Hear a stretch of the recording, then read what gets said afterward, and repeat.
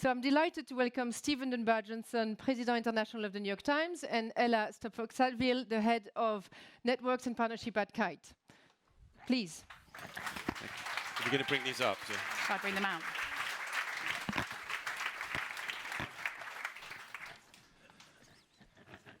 Hello. Welcome. Hello. Welcome to the debate portion of this evening. We hope we're going to get some lively energy in the room. We've had a long day of sessions here at the New York Times. We've already had one debate around ESG, but the debate tonight is to the motion, it's too late to educate. So we have a valiant two teams of judges, team of judges and two teams of debaters who are going to be coming up to the stage in a minute. And we're putting them to that question, but you, the audience, decide. Stephen's going to talk through the rules in a minute, but I first want to give a bit of a sense of the types of questions we're going to be going through in the debate tonight. So our debaters will be considering, can we shift our education systems fast enough? Do we need to resort to other means outside of education? What kind of education is needed to accelerate the transformation at the scale and the pace that is needed? The debate format heightens the stakes and the urgency. Whether you're an employee, a student, a leader, learning will be part of your journey. Are we looking to change your views on this topic? Probably not. But what we're looking to do is hope to give you a different perspective on the key arguments around this topic. Before I hand over to Stephen to go through the rules, I'd like to get a sense in the room of where everyone's sitting. So if you could make some noise and clap your hands if you are for the motion, it's too late to educate. Right now. Go. Ooh. That's the debating team. Okay, for everyone else, who is at the moment for the motion, it's too late to educate? Okay. Ooh. This is going to be an interesting debate. Yeah. So who is currently against the motion, so it is not too late to educate?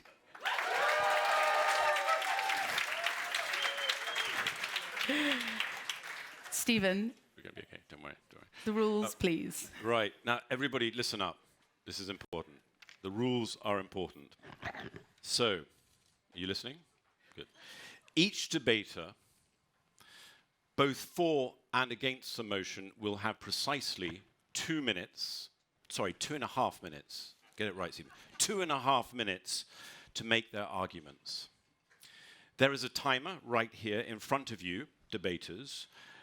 If you exceed that time, you will be abruptly interrupted by Ella. She's very tough. Once each pair of debaters have made their arguments, we will invite our esteemed panel of judges to make their comments and observations on what they have heard. They will each, judges, listen up. You're esteemed, but you've still got to listen up. You will have 2 minutes to make your observations. So talking of our judges, we have a fabulous and appropriately intimidating group in the form of Alexandre Palt, who is the Chief Corporate Responsibility Officer at L'Oréal. We have Lord Bilimoria. By the way, the CBI is going to miss you. You've been fantastic. So Lord Bilimoria will be a judge. And we also have François Gemem, Director of the Hugo University of Liège. Very esteemed panel of judges. So each debating team should be very attentive to our judges' observations and adapt their closing arguments accordingly. That's very important. They will then have 3 minutes. Is everybody still with me? They will then have 3 minutes to huddle and prepare their closing arguments and choose a member of the team to deliver those arguments. Those closing arguments will last no longer than 2 minutes each. After the closing arguments, we will use a specially patented Kite Climate School AI to help select the winning team. It is called a clapometer, or let's call it a kiteometer. That is to say, the winner will be established based on the length and audible intensity of the clapping of you, our esteemed audience, when we turn to you. Now, I just want to go back to this appalling notion of you already declaring your bias. Now, this is important. You need to suspend your bias for this. This is an important point. It is you just park it. The motion is too late. Is it too late to educate at the door? Just park that at the door. We ask you to judge the teams based on how compelling their arguments are and how they deliver them. We have intentionally asked our debaters to get out of their comfort zones so they may actually be debating against their own personal convictions. So we're looking for fresh thinking and compelling, thought-provoking ideas and points. And you should base your judgment, ladies and gentlemen, on that, on how they deliver those arguments. But before we start, I just want to have a little warm-up session because you are also very important in this process. You need to clap. You need to do lots of, what do they do in House of Commons? Hears. Actually, let's hear. You also need to sound like sheep. So if someone's made a compelling argument, you've got to sound like a sheep or go here. So can we try that, please? Come on. No, not that good. Okay, or you can applause. So, round of applause. Okay. I think they're good. Okay, we're good to go. All right, so. We're going to invite our debaters up to the stage. So, Stephen, do you want to invite your debaters for the motion up to the stage? I do. Phoebe Tickle, who is founder of Moral Imaginations. It's a fantastic title, Moral Imaginations. Sandrine Dixon de Clèves, who is the co-president of the Club of Rome. And we have Sophia Cheng, who's the founder of, with many roots. Roots. Okay. And for the against team, we've got Thomas Lingard, Global Sustainability Director of Unilever, Sophia Kiani, Founder and Executive Director of the Climate Cardinals, and Michael Stevenson, Senior Advisor of Education and Skills from the OECD. Please come up to the stage.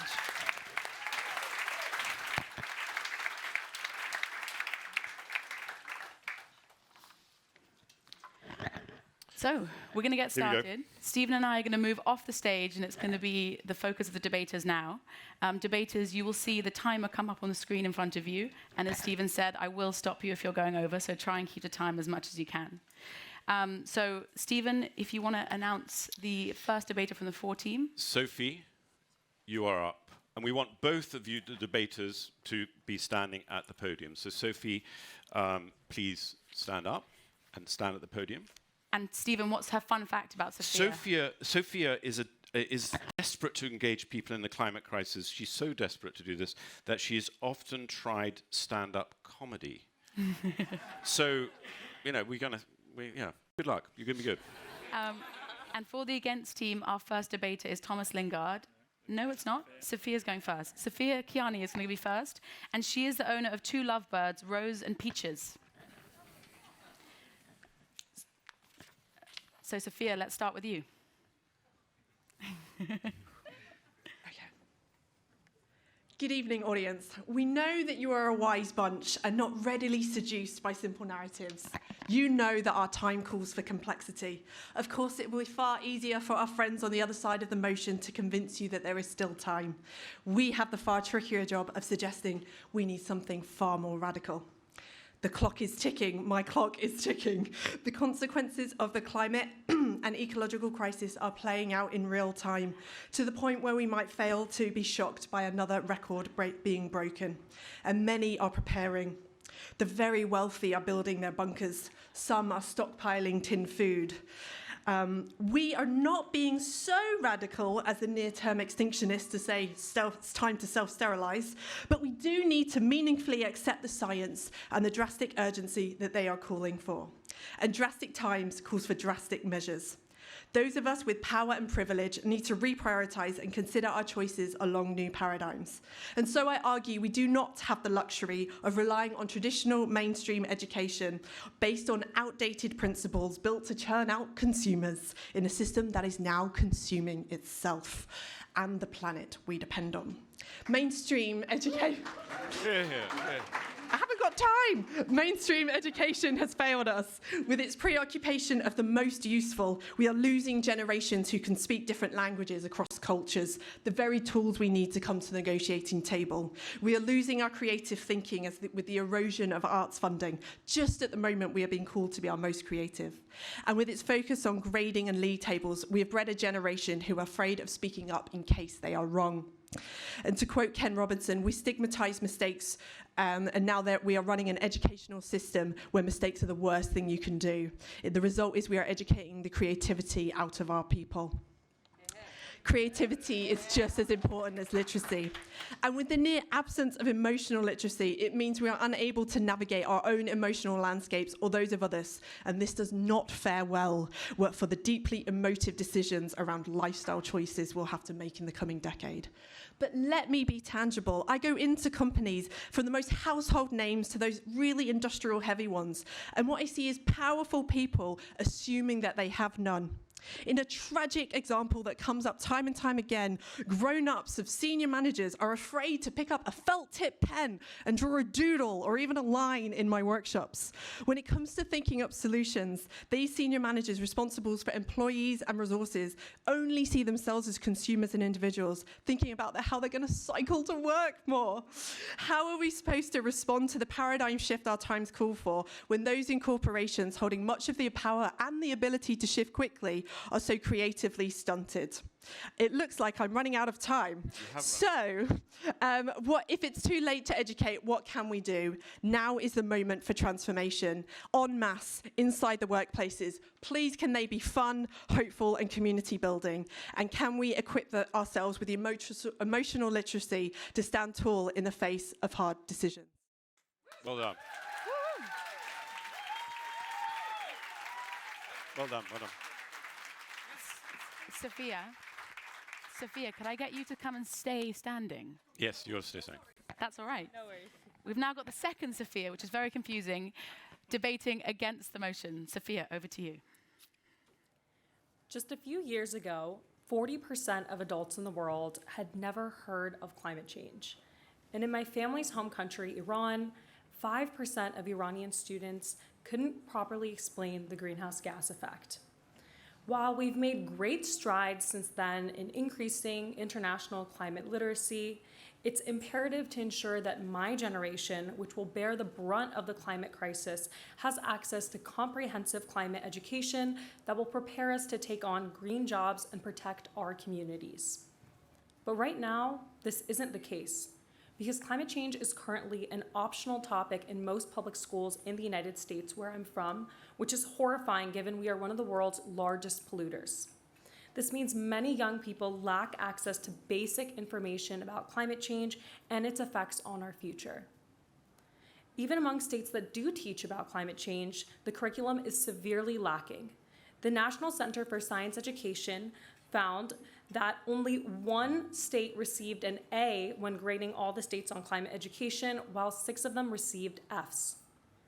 We're letting young people down. As a 20-year-old, I have to ask, how can we work to solve an issue we don't even understand? How can we believe in a movement we aren't adequately prepared to join? We need to frame this as an opportunity. Climate education can provide us access to the toolkit we need to fix our house, which is currently on fire. Climate education can also play a crucial role in bridging the political divides that are currently impeding climate action. Providing science-based information to the public can help people understand the importance of voting for candidates who are committed to passing progressive climate legislation. Educating people about political engagement and the intersection with climate action is vital for systems change. Climate education has the power to bring people together and ignite mass movements for political action. Without my 6th grade class about climate change, I would have never started Climate Cardinals. And without climate education campaigners at nonprofits like the Sunrise Movement, multiple climate champions might have never been elected. It's not too late to educate. Knowledge is power, and climate education has the power to help all of us, from school teachers to political leaders, be part of the solution. Thank you. Thank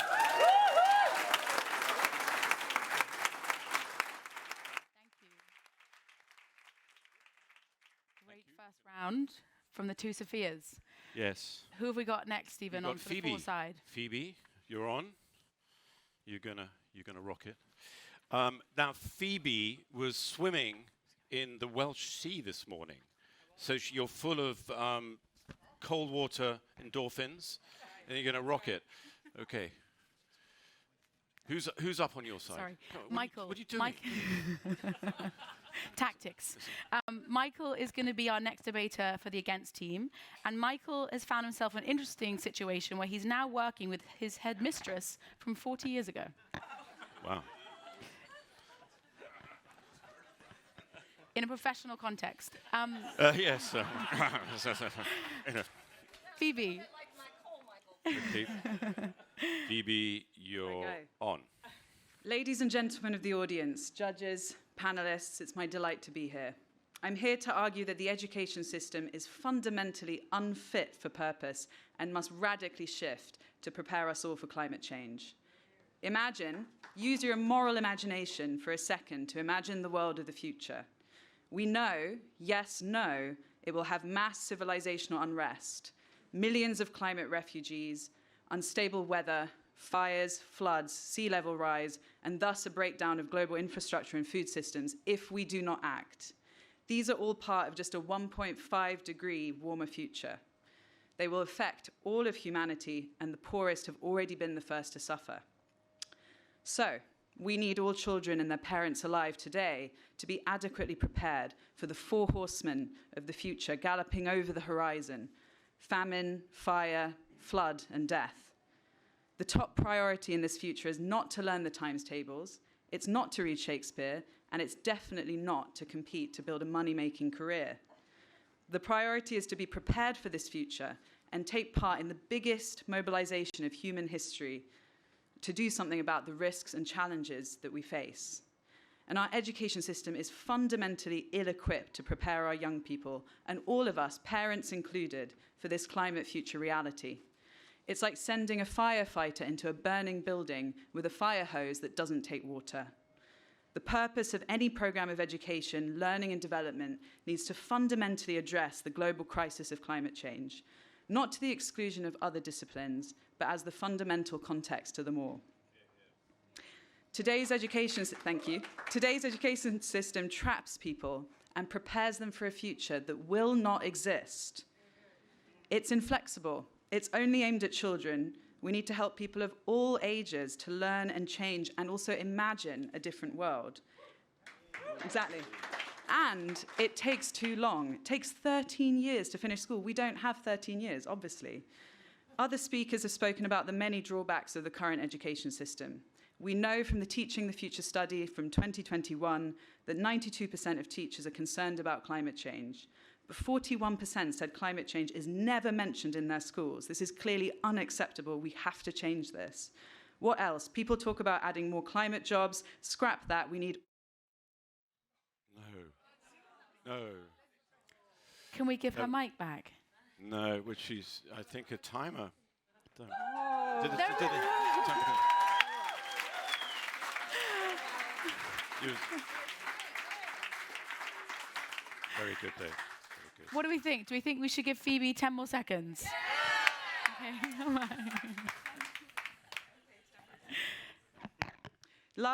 Have I got a microphone? You've got mic. Lastly, a real commitment to make this shift happen comes from the whole body, not just the head. It comes from the hands and the heart.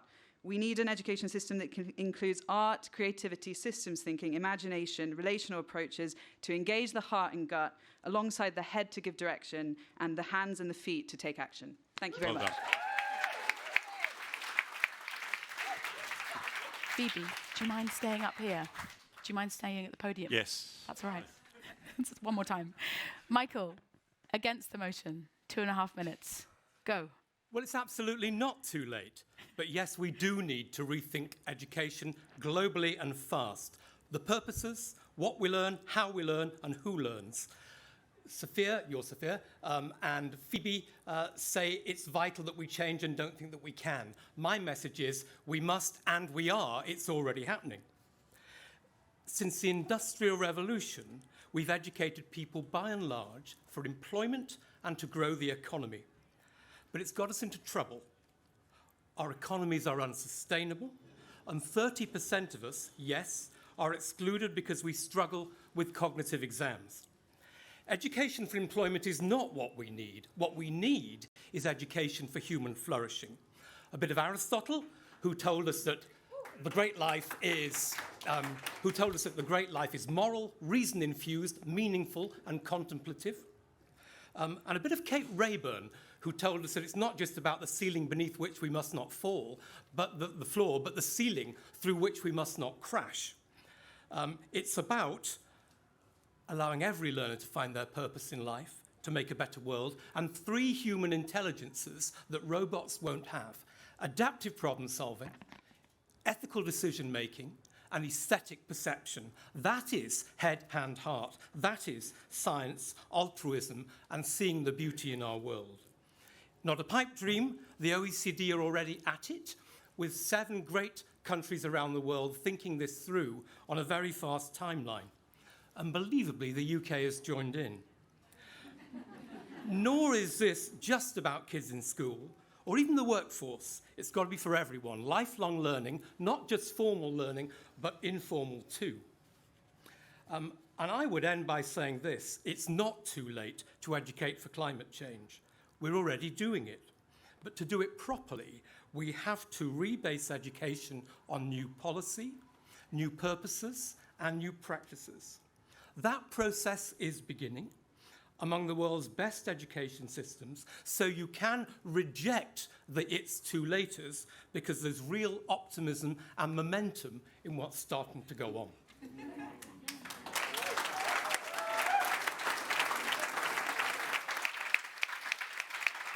Round of applause for our second debaters on both sides.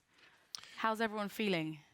Yeah. Another round? You know, I'm just going to a little interjection here. You've got to kind of raise the temperature a bit, guys. More sheeping, please. A little bit more engagement. These guys are doing really well. You need to get more involved. Okay, the secret weapon is now going to come up on stage. So Sandrine Dixon de Clercq, who... Soft fact is, Sandrine has a daughter who's a pop star in Belgium, which is, I didn't know that exists, but that's fantastic. But Very cruel. that's cruel. Listen to my daughter, and you I might will, actually and I'm sure be she. bluffed. I've already downloaded the track. It's very good. Okay. And for the against team, we have Thomas Lingard. Good luck, my friend. And he's a karaoke fiend. His favorite song is actually one of Sandrine's daughter's songs. That's not true, but anyway. Sandrine, kick us off. Okay, our motion is it's too late to educate. Now let's think about the word educate. In many cases, it makes us cringe. Pontificate, rather than co-create, collaborate, and replicate. It also doesn't talk about the very important point that there are no limits to learning, but learning from whom? Who are we to say we're more educated than others? The point here is the fact that, yes, the current educational system is broken, and the way in which we pontificate is no longer relevant to the 21st century. Linear models rather than circularity. The way in which our neoliberal economists have told us that capitalism and continuous growth and consumption is the way to move forward. There is no room for critical thinking. There is no room for practice. There is no room for using our heads, our hearts, and our souls together. And the youth have the highest dropout rate that we have ever seen in the last 2.5 years. Why? Because the current educational system and the pontification is making them turn towards other ways of learning. Complex thinking, the need to have solutions provided for the urgency of the situation at hand, the fact that science and evidence is no match for political interests. 2.5 years working on the taxonomy, telling the decision makers what is actually green, science, evidence, education. Macron comes in, Germany comes in, we have gas and nuclear in a green taxonomy. We did not educate them to put that in there. Let's be very clear. Emotions over logic. Sense-making over intellect. We need to tap into people's subconsciousness and emotions rather than rely on logic to inspire them for real behavioral change. Individual resistance to change and research shows that is overcome by relationships and sense-making. It is overcome by solidarity and citizen assemblies, not going to school. So simply educating is not going to work. Let's tap into Cambridge Analytica. Let's think through what happens if we have a Cambridge Analytica for good. And one last point. May I have 10 seconds, please, sir? Bob Constanza, who is in this room, a deep friend and also ecological economist who talks about societal therapy. And Bob shows very clearly, until we understand our addictions, until we apply new therapy to the way in which we deal with problem solving into our learning systems, not our current educational system, we will never get out of this crisis.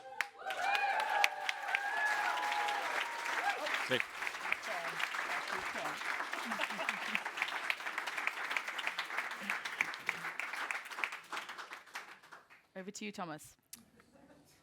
My lords, ladies and gentlemen, please close your eyes. I want you to imagine that you're in an operating theatre. The smell of the antiseptic slightly burning your nostrils, the bright lights of the operating theatre table. Nurses are swanning around you, an anaesthetist arrives, and the porters wheel in Mrs. Smith from Bermondsey, a 54-year-old woman. A natural hush forms in the theatre. You're handed a scalpel. And then it hits you. Maybe you should have gone to medical school. But no, you'll be fine. You'll be fine. You've been looking on social media. There's a medical emergency. People's lives are at stake. So you bought yourself a white coat on eBay, made yourself a badge, and you turned up at one of London's very understaffed NHS hospitals. But it'll be fine. You're taking action. You know, you did a first aid certificate somewhere in the late 90s. You got a B in biology at GCSE. You remember something about airways, breathing and circulation. Mrs. Smith is in for a hip replacement operation. She's your fourth patient today, and the rest are now in intensive care, or one's in the morgue. But it's okay, you're taking action. Of course, this is patently ridiculous. Yes, take action, but not any action. Action informed by knowledge. Action informed by insight. Action informed by education. Ladies and gentlemen, it is never too late to educate people about climate change. The climate crisis that will not be dealt with if we leave it to enthusiastic amateurs with good intentions. Education at every level is required for the challenge ahead. We need engineers to learn to design new types of engines. We need farmers to develop a new kind of agriculture that regenerates our soils. We need urban planners to design cities that we can move around safely on our feet or on bicycles. And we need politicians to learn a new type of politics, one where we collaborate to deliver the action we need, not compete. And for the general public, it's the same too. If you ask consumers, if you ask citizens, are they worried about climate change? They say yes. If you ask them, what should we do about it? They say, recycle more plastic bottles. Ladies and gentlemen, without education, we will do the wrong things and go in the wrong direction, but enthusiastically and hopefully. Thank you very much.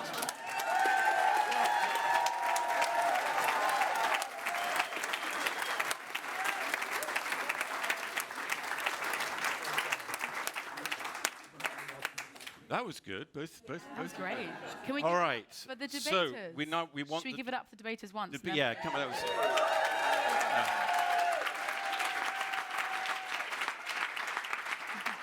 Yeah. Although they're going to come back. They got to come back. So what we're going to ask you now, you need to leave the stage. No, Calm down. leave them on. They stay the stage. Leave them on. Oh. Okay. Oh. Sorry. Okay, I've got it wrong. So what we're going to do on the now stage. is we're going to hear from our panel of judges that Stephen's going to introduce in a second. Yeah. And once the judges have given their remarks, not declaring a winner, the debaters are going to have some time to confer with each other, and then they'll come back. But Stephen, And over boss, to you to are the judges coming up one at a time? the judges are going to come and stand all together up here together. Okay. And then come up to the So podium. esteemed one at a time. judges, and I remind our judges, Lord Villamoria, please step up, sir. Madame Alexandre Palt, Madame, and François Gemmet.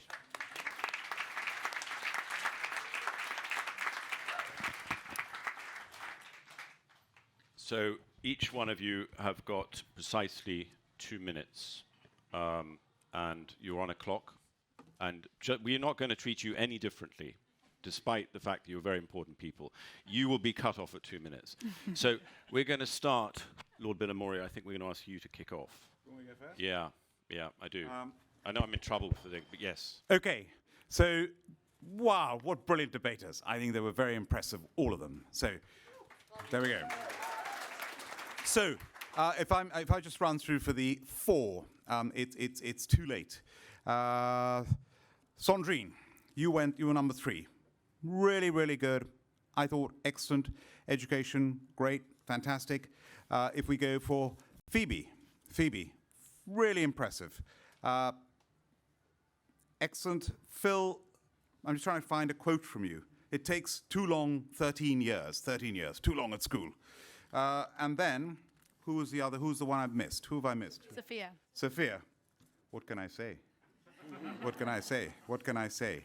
You were brilliant as well. So all of you, all 3 of them were fantastic. Now, I'm not, your arguments, although at the beginning, what you all said, they were very, very compelling. Very, very compelling. And I think arguments put forward very, very well. Over here, Sophia, very confusing. The American perspective, your generation, and you spoke very, very passionately about your generation. Michael, you were saying about it it is not too late. And Thomas, my God, that was fantastic. That was really, really great in the way that you made us close our eyes, took us to another place, used humor, talked about collaboration. And really, what this is all about, this is my last comment, is who do you trust on these sides? Yeah? And Frances Frye, this Harvard Business School professor, gave a lecture just now during the pandemic about trust. And I summarized a 1-hour lecture in 1 minute. And she said, trust is a triangle. To get trust from people, you've got to be authentic. So, authentic. You've got to have the logic and the professional capability to do what you say and you're promising to do. Think about that. And finally, you've got to have the empathy. Are you in it for yourself? Are you in it for them? And I think all 6 of them I would trust. And they were all passionate about what they were saying, compelling in every way. So it's up to you. Thank you. Alexandre. So, thank you very much. Yes, indeed, great arguments. Though I have to say personally, I'm neither convinced by one of the 2 teams. So I have some additional questions because I think I'm missing some elements, and I would challenge some of the things you said. So first of all, I had the impression that you didn't say it's too late to educate, but you said the education system has to change.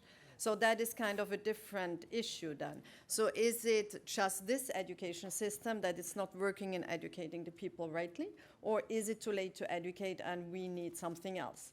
Then what would that look like? Because I had some ideas at the end. But then we talk about behavior change. So you talk about informed decision making, you talk about knowledge. We know that knowledge is not sufficient to lead to behavior change. So that is just a detail, because otherwise people would already act. There is another question that is related to that we see even if young people are aware and educated about the challenges they face, well, actually very often they become social entrepreneurs, or they create organizations instead of going to politics and try to change things. And then we have still the same politicians who do not take the right decisions.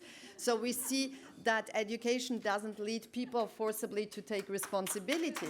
So how how do we educate people to take responsibility? And I think that is probably more important than knowledge.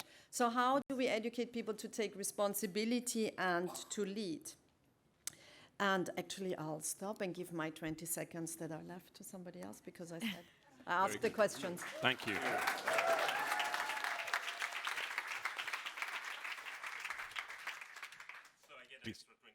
You do. Yep.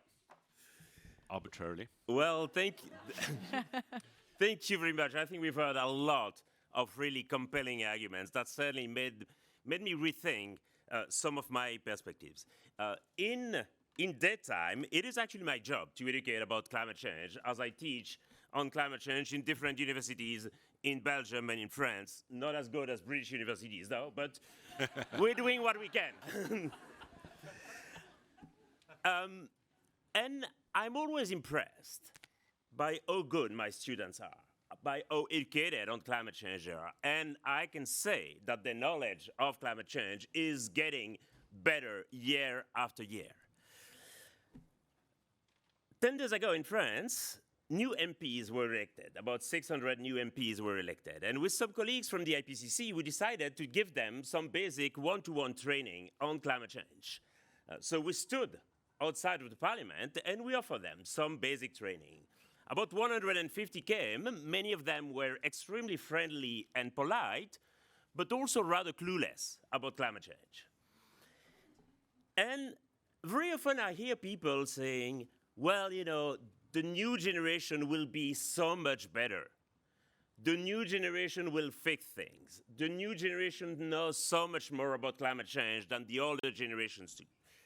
Sure, but the problem is the new generation will be in power in about 20 years, and I wish I could have swapped the MPs with my students.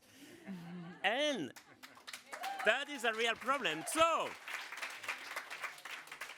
here is the question I wanted to address to both teams, and I think that both teams recognize the importance of education, but the key question is to educate whom? And that's the question I want to ask you both. So get a Cobra beer and think about that. Thank you very much. You've got 3 minutes. So a few things to absorb. You now have, I think I'm right, boss, in 3 minutes. 3 minutes. They got 3 minutes to huddle and confer. And you've got to decide which one of you is going to give the closing remarks, your summation arguments. And for the rest of you, we're going to show a short video, and maybe we can open some windows whilst that's happening, because it's pretty hot up here on stage.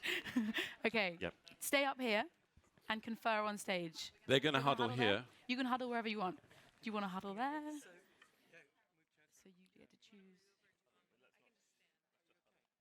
You should be playing a video. The green transformation is happening, and business has a vital role to play. Many recognize the imperative to take action, to address climate change and deliver a decarbonized future. We must recognize that the transformation required to avoid dangerous climate change is not linear. It's an exponential, transformative journey. Businesses need to place climate and sustainability at the heart of their business models. But despite the climate commitments and sustainability goals, most companies are not yet able to transform at pace and scale. Why? Because the people aren't ready. A global study reveals that more than 80% of employees are eager to act on climate at work, but less than half feel able to do it. They have the heart, but they lack the knowledge and the mandate to get started. This gap is a huge missed opportunity, and the missing piece is climate literacy. Since every job is increasingly a climate job, employees must be given the scientific facts, the human context, and the tools to get going. That's why we created the Climate School.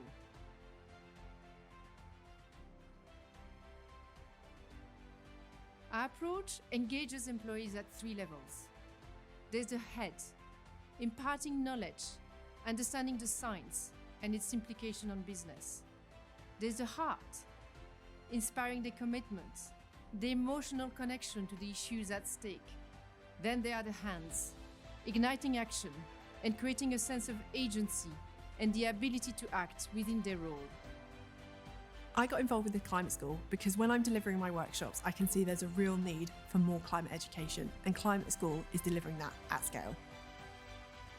We're going beyond the idea of a school. We'll support you with a transformation toolkit with 4 main parts. First, we evaluate employee engagement with climate and establish benchmark scores for head, heart, and hands, against which progress can be measured. Next, there's support to educate your employees through e-learning at scale, plus a range of complementary workshops and masterclasses. And to do this, we create and curate with partners some of the best learning experiences about climate and sustainability. After Educate comes Activate. This is about creating or supporting a community of change makers in your company, capturing their ideas and helping to turn them into action and innovations.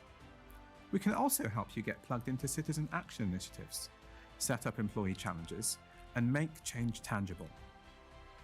Finally, we help you advocate for greater change with speed and at scale. We can help you tell your story, connect with peers and other companies too, so that together you can do more than you could do apart. The green transformation will fundamentally change our jobs, industries, and societies. If we want to unlock that level of action and the momentum we need to thrive, employees must be ready.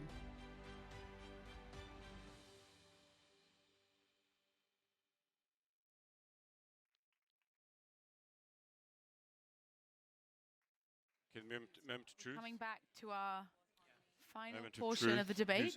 Which one of you is going to? We're coming back to the The secret final, weapon is up. Okay, Sandrine. final portion of the debate. Welcome the debaters back on. If everyone can take their seats. Good. Shh, shh, shh. Hey, this is the moment. So, everybody, put a sock in it and pay attention. Okay. Have you decided? You've Who's got. going to come you've forward on got your it. side? You've been forfeit nominated. unless you decide very, very quickly.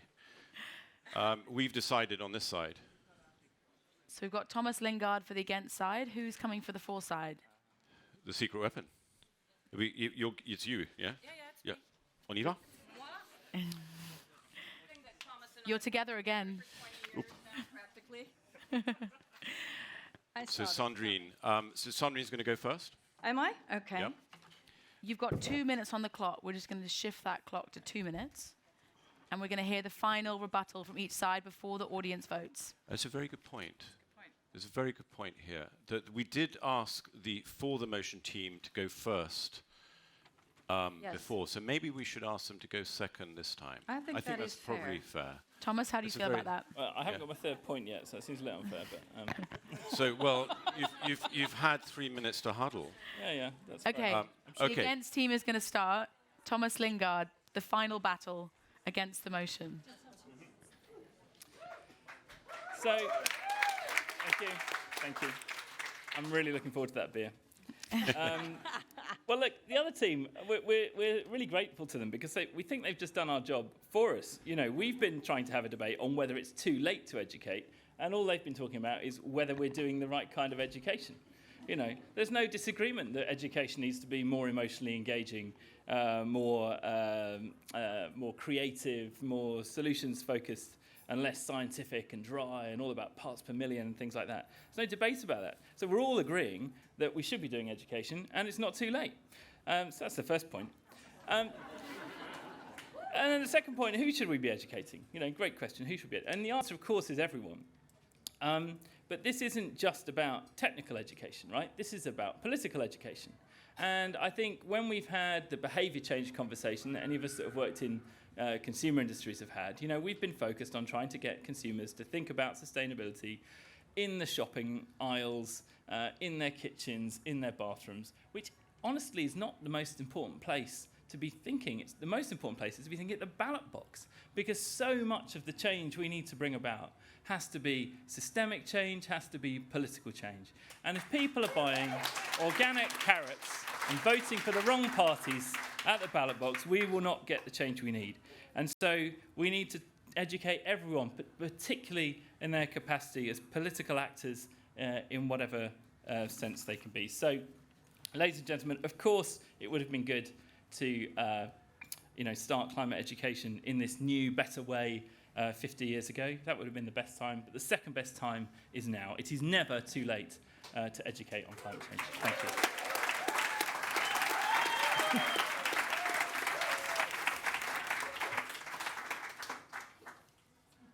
Okay. So I want to go back to the qualifiers that we had in this debate, which have not been addressed.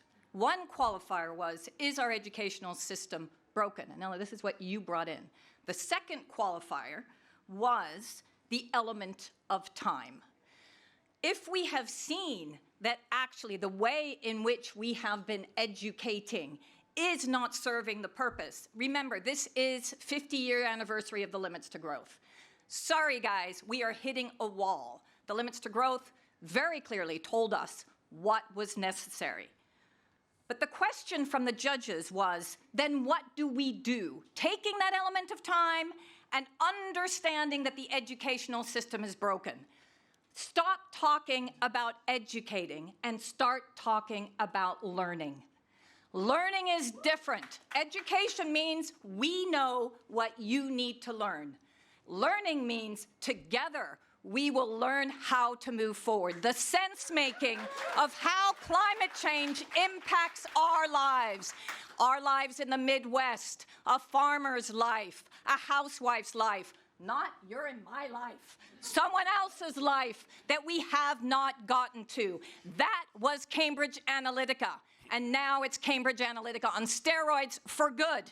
It means mass capacity building by tapping into the subconsciousness of people across the globe, making them understand, not educating them, making them understand why this is important for them. Why when they walk miles and miles to try to go and get water, or the fact that all of a sudden their village burns down, it is linked to climate change, not to something else. Those are the people that we need to get into. So, is it too late to educate? If we're talking about time, and if we're talking about the current education system, yes. Let's get back to what it means to learn and to do it wisely.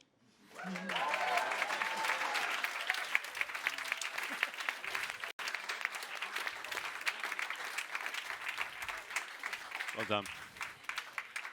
Wow. So this is the moment of truth, and I want you to remember what we said at the beginning. You need to, if the arguments have, despite your initial biases, if you've had to pause for thought and thought, oh, I hadn't thought about that, that's a compelling argument, you should take that into account as you're judging this, because clearly the bias was very much in one way. So broaden your thinking. How compelling were the arguments? How interesting? Did people make you think in a slightly different way? So think about that for just a few seconds, and then we're going to ask you, we're going to engage the kitometer. And yes, we're going to, Ella's going to do that. So, are we ready? You're going to kick this off? Okay, so if you are in favor of the motion, it's too late to educate, please make yourself known now.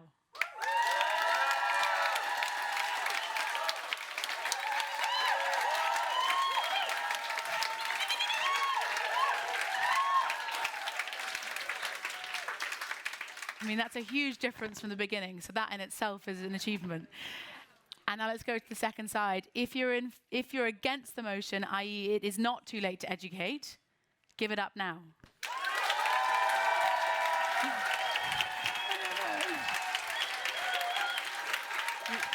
We could do a recap. Sophie says we need to do a recap. Yeah, the algorithm is not functioning properly. It's not. Will the judges decide? The judges will decide. Okay, we're going to do one recap. So this is the last. Lord Billimore, you can't just invent the rules. You've been working for the CBI for far too long. But you're right. You're right. Okay. Final recap. The three judges will be able to tell us which way the clap is going. So. All right. For the motion, it's too late to educate. Go.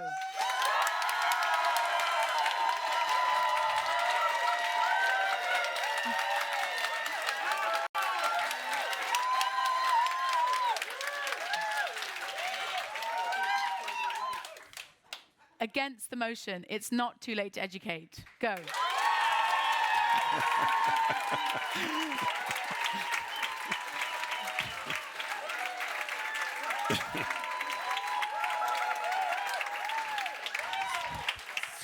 So each judge is going to get a vote. I'm really glad it's the judges actually that exist. Okay. Okay, Francois. You can't tell. It's a draw. Slightly leaning for this team. Ah. Okay, we have one for the against, one for the for, sorry. Yeah. Alexandra? It's on the bench. You're slightly for the motion? It's a draw. Okay. So you have the deciding vote. Learning versus educating? Mahatma Gandhi says, live as if you're going to die tomorrow, learn as if you're going to live forever. And so on that basis, it's a draw.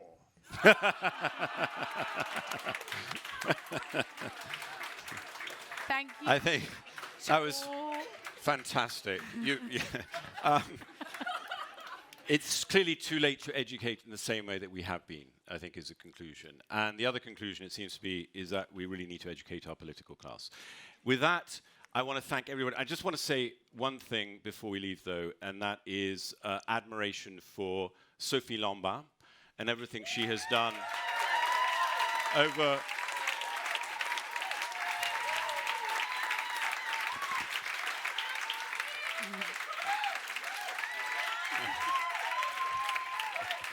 The winner.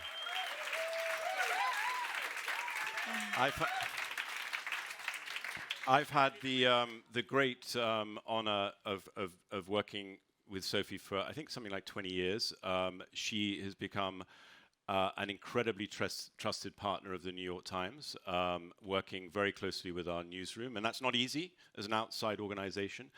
And what you have achieved in the last 10 years building Kite Insights is remarkable, and particularly the team that you have around you. And I think the Kite School is a fantastic initiative, and it has an immense potential. So thank you very much. And thank you, everybody, for being... And thank you again to our judges and our debaters. So thank you so much. Well done. You can now be released. Yeah. Well done. Fun. That was so much fun. And I think it's such a great illustration of what the climate school want to bring to companies as well, is that sort of experience, to experience the diverse point of view and to be able to continue to drive change in the organization with that deeper understanding of where you stand. So thank you for the debaters for, it takes quite a lot of courage to stand here and debate like they've done. So I would like to give it a once more to them.